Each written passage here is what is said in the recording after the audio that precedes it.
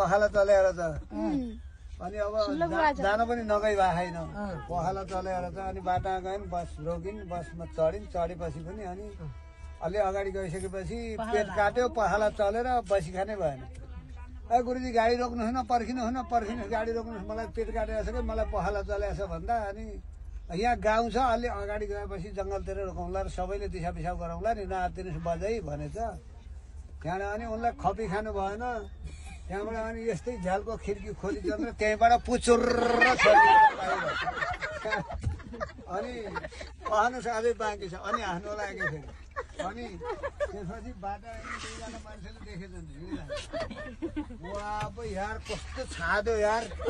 फेरि कति ठुल्ठुलो गाला हो यार भनेछ अरे फेरि कति ठुल्ठुलो गाला हो यार अनि अर्कोले चाहिँ त्यो गाला मात्रै हो र गाला ठुलो छ नाकै छैन